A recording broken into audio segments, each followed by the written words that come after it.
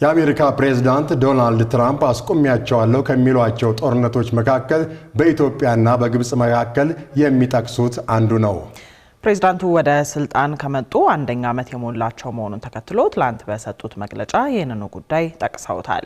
ሪፖርተራችን ኤርሚያስ በጋሻው ፕሬዝዳንቱ ስለ አባይና ህዳሴ ግድብ የተናገሯቸውን ንግግሮች በተከታዩ ዘገባ ይነግረናል። እንከታተለው። የአሜሪካ ፕሬዝዳንት ዶናልድ ትራምፕ ለሁለተኛ ጊዜ የልዕለ ኃያሏ አገር መሪ ሆነው ከተመረጡ ትናንት ድፍን አንድ ዓመት ሞላቸው። ይህንኑ በማስመልከትም ለወትሮው ቃል አቀባያቸው ካሮላይን ሌቪት የምትሰጠውን መደበኛ ጋዜጣዊ መግለጫ ራሳቸው ሰጡ።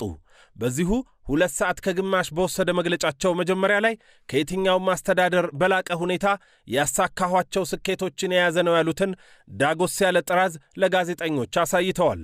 ፕሬዝዳንት ትራምፕ ባለፈው አንድ ዓመት ያደረጓቸውን የተናገሯቸውንና የወሰኗቸውን እንዲሁም ቀጥሎ የሚያደርጓቸውን ነገሮች በተጻፉ የዓለም አቀፍ ሕጎች ወይም በተለመደው የዓለም ፖለቲካና ዲፕሎማሲ አካሄድ ማብራራት የሚቻል አይደለም።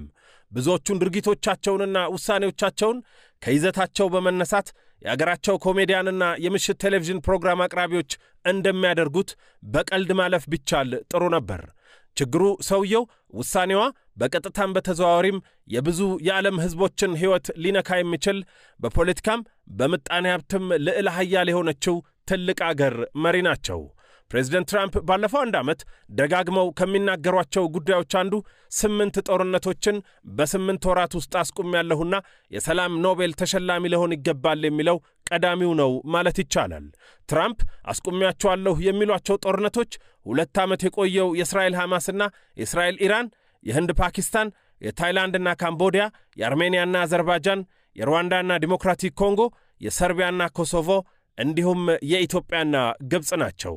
እንደ ሩዋንዳና ኮንጎ አሁንም ውጊያ መቀጠሉን አንስተን ከውጤት አንጻር ጥያቄ ማንሳቱን እንተወውና የጦርነቶቹ መጠንና የእርሳቸው አስተዋጽኦ መጠን ይለያይ እንጂ ከ2 ጦርነቶች በስተቀር በሁሉም አስተዋጽኦ አድርገዋል። ቢቢሲ የመረጃ ማጣሪያ ከወራት በፊት እነዚህን አስቆምኳቸው የሚሏቸውን ጦርነቶች የተመለከተ ዘገባ ባወጣ ጊዜ ግን በኢትዮጵያና በግብጽ መካከል ብቻ ሳይሆን በሰርቢያና ኮሶቮ መካከልም ፕሬዝዳንት ትራምፕ ያስቆሙት የተፈጠረ ጦርነት የለም ብሎ ነበር። በዚሁ መልክ በርካታ መገናኛ ብዙሃን እንዲህ ያሉ የእውነት ማጣራት ዘገባዎችን ቢያወጡባቸውም ፕሬዝዳንቱ ግን አሁንም አስቆሚያቸዋለሁ የሚሏቸውን 8 ጦርነቶች ከመዘርዘር አልተቆጠቡም።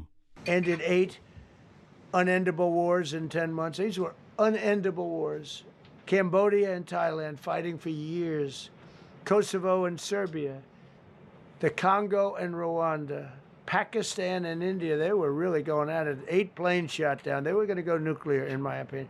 ፕሬዝዳንት ትራምፕ ከነዚህ አስቆሚያቸዋለሁ ከሚሏቸው 8 ጦርነቶች መካከል አንደኛው ደግሞ በግብጽና በኢትዮጵያ መካከል የሚጠቀሰው አንደኛው ነው። በመጀመሪያ የሥልጣን ዘመናቸው በኢትዮጵያ ግብጽና ሱዳን የሶስትዮሽ ድርድር አገራቸው አሸማጋይ የሆነችበት በኋላም ሂደቱ በኢትዮጵያ ውድቅ የተደረገበት ጊዜ የሚታወስ ነው። ፕሬዝዳንቱ አሁንም ታላቁ የኢትዮጵያ ህዳሴ ግድብ ግንባታ ተጠናቆ ከተመረቀም በኋላ የአባይን ጉዳይ አልተውትም። በእርግጥ ከአፍሪካ ትልቋ የአሜሪካ ድጋፍ ተቀባይ አገር ግብጽም የህዳሴን ጉዳይ አልተወችውም። ትራምፕ የኢትዮጵያና የግብጽን ጉዳይ በትናንቱ መግለጫቸው ላይም አልዘነጉትም። Egypt and Ethiopia were going to fight over a dam, and I got them to stop. I still got to work it out. ግብጽና ኢትዮጵያ በግድብ የተነሳ ወደ ጦርነት ሊገቡ ነበር እንዲያቆሙ አድርጌያቸዋለሁ። ምክንያቱ ናይል የሚባል ትንሽ ወንዝ ፍሰትን የሚያስቆም ግድብ ስለገነቡ ነው። እኔ ሁል ጊዜ ናይል ግብጽ ውስጥ እንደሚገኝ ነው የማስበው። ግን ግድብ ገነቡበት። ለግድቡ ግንባታ ማን እንደከፈለ ታውቃላችሁ? አሜሪካ ናት። በዓለም ትልቁ ግድብ ይመስለኛል። ለምን ይህንን አደረጋችሁ? ለምን ይቺን አገር ፋይናንስ አደረጋችሁ ብዬ ተናግሬያለሁ። አላውቅም። ምናልባት ይህንን ያደረገው የሪፐብሊካን ፕሬዝዳንት ሊሆን ይችላል። I don't know. Maybe it was a Republican president, but I don't think it was. I think it was a Democrat. But what a terrible thing. ፕሬዝዳንት ዶናልድ ትራምፕ ስለ አባይ ወንዝ፣ ስለ ታላቁ የኢትዮጵያ ህዳሴ ግድብ እንዲሁም ስለ ግብጽና ኢትዮጵያ ሲናገሩ የትናንቱ የመጀመሪያቸው አይደለም። ከዚህ ቀደምም ደጋግመው ተናግረዋቸዋል። በትናንቱ ንግግራቸው ናይል የሚባል ትንሽ ወንዝ ያሉት ከ6000 ኪሎ ሜትር በላይ የሚጓዘውን በዓለም ረዥሙን አባይ ወንዝን ነው። በግብጽ እንደሚገኝ ነው ማውቀው ያሉት ይህ ወንዝ መነሻው ከኢትዮጵያ ምድር ነው። የናይልን 86% የምታዋጣውም ኢትዮጵያ ነች። እነዚህ የጂኦግራፊ ትምህርቱን በአግባቡ የተከታተለ የ7 ወይም የ8ኛ ክፍል ተማሪ የሚያውቃቸው መሰረታዊ ዕውቀቶች ናቸው። ይህ ብቻ አይደለም። ታላቁ የኢትዮጵያ ህዳሴ ግድብን አሜሪካ ወጪውን እንደሸፈነች ደጋግመው ቢናገሩም ህዳሴ ሙሉ በሙሉ በኢትዮጵያውያን ወጪ መገንባቱ የአደባባይ ሐቅ ነው። በርግጥ ለዚህ የአደባባይ ሐሰተኛ መረጃቸው በውጭ ጉዳይ ሚኒስቴር ቃል አቀባይና በውሃና ኢነርጂ ሚኒስትሩ አማካይነት ምላሽ ቢሰጥም በይፋ አገራዊ ምላሽ ግን አልተሰጠም።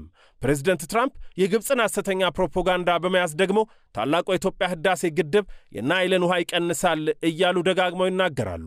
ግድቡ ግንባታው ተጠናቆ ኃይል እያመነጨ ንጹህ ውሃ ሲለቅና አልፎ አልፎ ጎርፍ ሲፈጥር እንጂ ግን ውሃ ሲያሳጥር ወይም ጉልህ ጉዳት ሲያደርስ ግን አልታየም። ይህ በእንዲህ እንዳለ ፕሬዝዳንት ትራምፕ የኢትዮጵያ ግብፅና ሱዳንን የሶስትዮሽ ድርድር በድጋሚ ለማካሄድ ከሰሞኑ ጥሪ አቅርበዋል። ግብፅና ሱዳን እንደሚጠበቀው ጥሪውን ተቀብለውታል።